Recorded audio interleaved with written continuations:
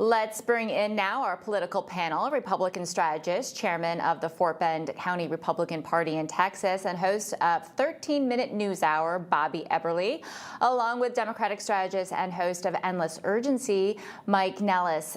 Gentlemen, good afternoon. Bobby, I'll go with you first. Kind of your thoughts on Alana's report and the current state of, the shutdown right now. Well, Kelly, thanks for having me on. What I thought was interesting about the report was talking about how the Democrats feel emboldened right now. They have no leg to stand on.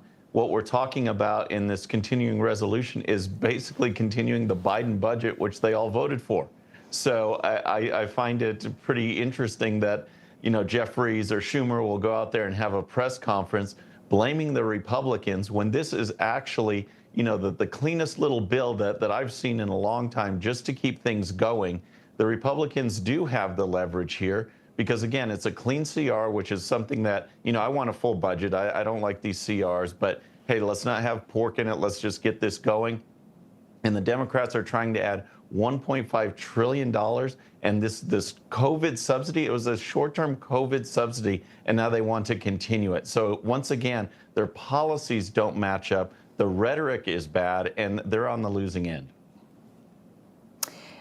Just breaking news, Alana just got the votes, and the GOP version, the clean CR, failed in voting again. So nothing getting past the Senate today. There might be more votes later this afternoon, or this might just be it. Mike, your thoughts? Yeah, well, I think it's interesting that Bobby just said something, which is that this is the Biden budget. This is not the Biden budget. We're a few months removed from Republicans passing their own version of the budget. This is the Trump budget that they're trying to do right now. And here's the situation. Democrats are fighting for a lot of different things here. They're fighting to make sure that your health insurance premiums don't get doubled and tripled, given what's going to happen with the subsidies. But they're also fighting to make sure that the cuts in the Republican budget that were devastating and deeply unpopular don't move forward. For instance, they cut billions of dollars in funding for community police, which means there's going to be fewer police on the streets. They cut money for school lunches. They cut money for people on Medicare and Medicaid. That isn't right. And so this isn't the Democratic budget. This isn't a Biden budget. Republicans are in control of the White House, the House, the Senate. This is a Republican budget, and it's a Republican mess.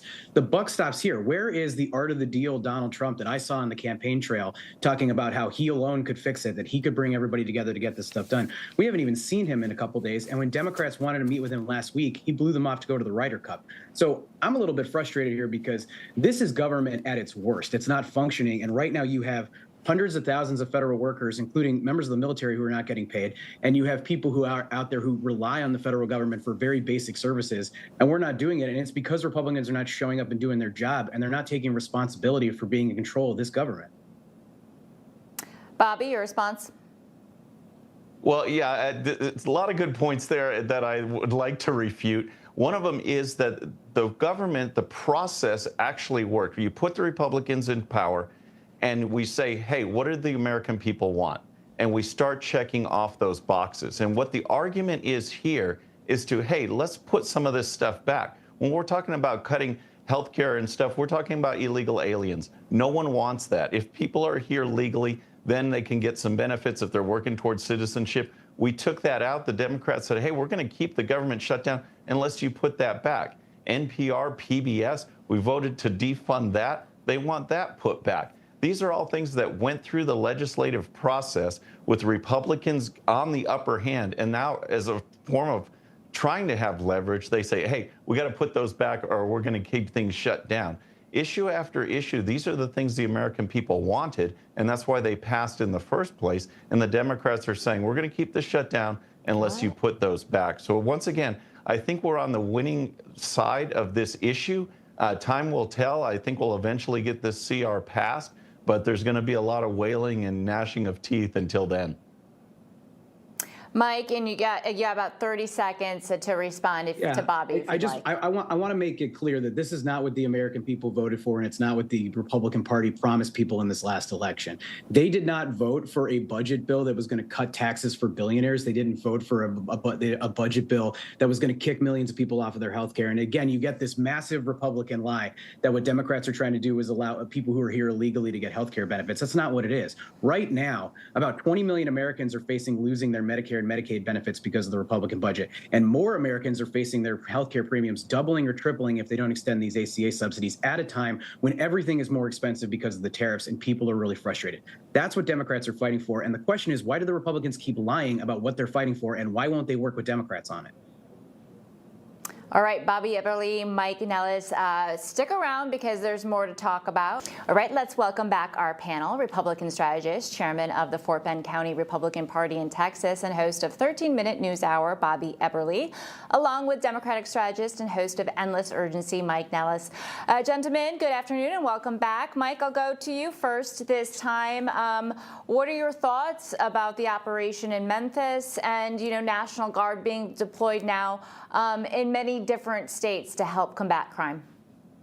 Well, I'm going to say this as a resident of the city of Chicago. Like, if there are places that need help, that request help, that's the way it should work, and that's fine. So if the city of Memphis is requesting the National Guard to help with crime, that's a good thing. I have no problem with that, in the same way that that's worked for a very long time between local, state, federal governments. What I don't like is Donald Trump wanting to push the National Guard into Chicago and continuing to give ICE license to get more aggressive with the protesters. Like, the way that it is portrayed on this program is that ICE is just helping to push back a few number of protesters. Like, there is a growing number of protesters, and includes an awful lot of Catholic priests, by the way, and they are pepper spraying them. I saw earlier today there was a guy in an armored Humvee who was pointing a weapon at them, which I think is wildly inappropriate. Hopefully it wasn't like something that was loaded. I assume it was probably like, pellets or something like that.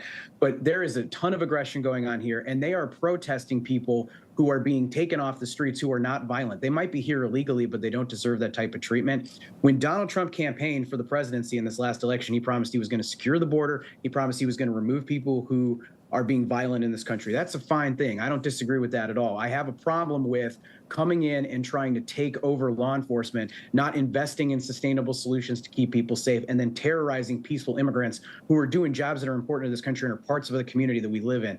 That's what I have a problem with. Bobby, your response?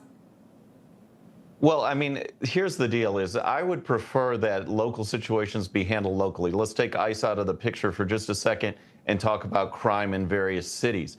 If we didn't have city councils or other governments defunding police or DAs not prosecuting, we probably wouldn't be in this position. But as we see in Washington, D.C. and other places, the crime goes unchecked. And so as we saw in Washington, D.C., you bring in the National Guard troops, and it has made a big difference. People deserve to be safe. They deserve to live in security.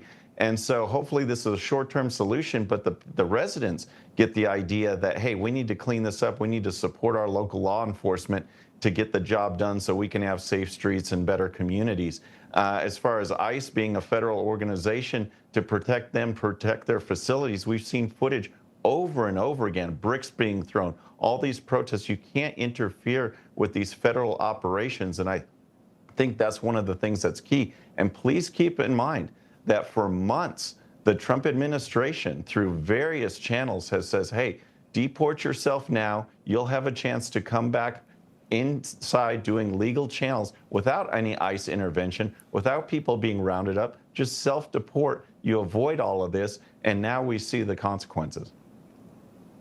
Mike, why don't Democrats... Just give me a second. You can, and I'll just ask this question. I want to know why Democrats don't talk about crime and as though it's not an issue, right? You have your governor, you said you're in Chicago, saying there's nothing to see here. It's beautiful by the shore. Look at my morning walk. You have local politicians in Portland saying the same thing. Why not recognize there is a problem and provide solutions for it, especially if you disagree with how President Trump is handling it? Because poll after poll shows that Republicans poll better with the American people on the issue of crime than Democrats do. Yeah.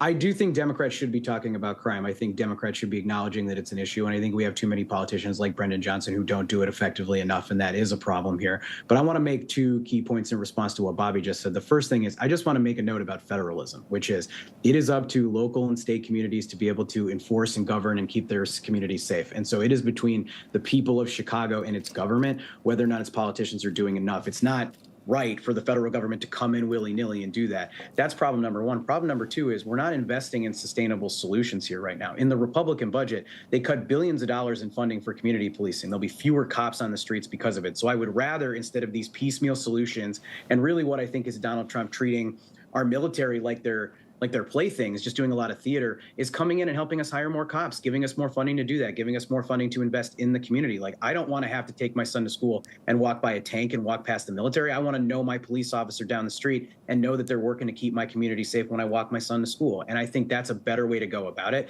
And in the same vein, on the federalism point, there are plenty of Republican places where there are massive problems, both on crime, but also in other things. Would it be right if the federal government decided to federalize the schools in Oklahoma because they're the worst schools in the nation? I don't think that would be right either, even if you found a few people in Oklahoma who would write it. There's a reason you have local state control of what's happening in those areas, and it's important to prevent the federal government from overreaching.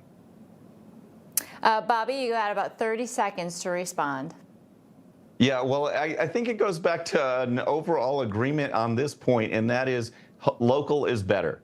And the thing is that we don't see it happening in these Democrat-run areas. I mean, in my county outside of Houston, we see it over and over again. There was a big campaign this past election cycle that was Stop Houston Murders, because over 150 people were killed by people that were released on these no-cash bails. They're not being prosecuted in general. And the other point I'd like to make is that a lot of the problem in the police department is not necessarily funding. It's because they are leaving, because they're not supported, because they have these movements to defund the police. They don't want to be there. And so regardless of the budget, you need to have an atmosphere where law enforcement is welcomed. And when there is more law enforcement, there's a safer community.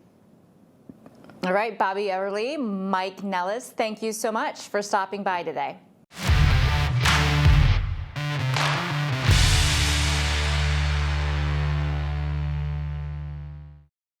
All right, friends, thanks again for tuning in. I really appreciate it. And before you go, please hit that subscribe button above. Once you do, tell your friends, share it, spread the word about the 13-minute news hour so we can keep growing. And for more great content, check out these videos right here, and I'll see you next time.